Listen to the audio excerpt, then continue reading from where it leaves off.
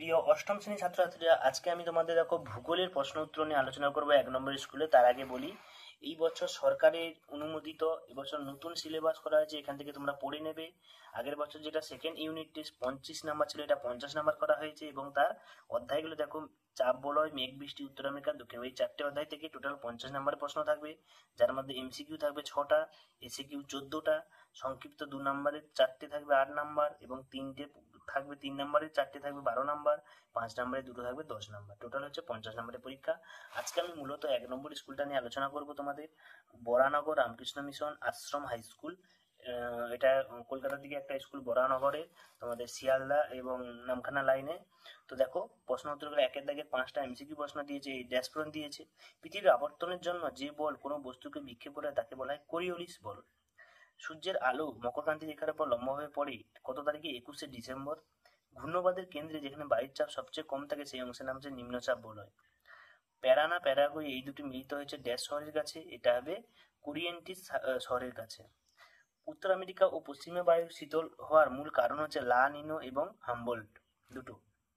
তারপরে দেখো, পৃথিবীর দ্বিতীয় উচ্চতম আগ্নেয়গিরির নাম ওজোস দোল সালাদো, ঠিক আছে। তারপরে বলছে জাপুরে কার উপনদী? হচ্ছে ওরিনাকো নদীর উপনদী।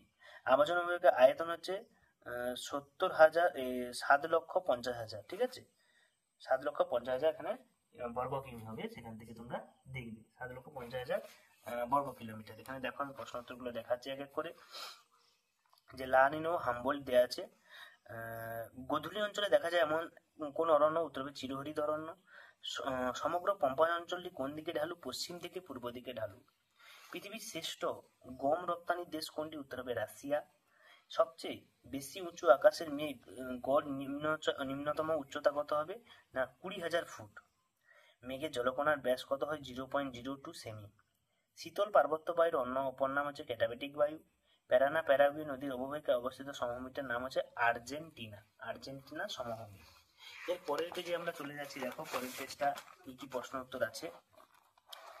তারপরে দিয়েছে দেখো, বৃষ্টির ছায়াঞ্চল কি? এটা টেক্সট বইয়ে 47 পেজে তোমরা পেয়ে যাবে। তারপরে মেরু বায়ু শীতলকানে 122 পেজে। দক্ষিণ আমেরিকার বেশিরভাগ উষ্ণমণ্ডলের অন্তর্গত, এটা 328 পেজে তোমরা পেয়ে যাবে।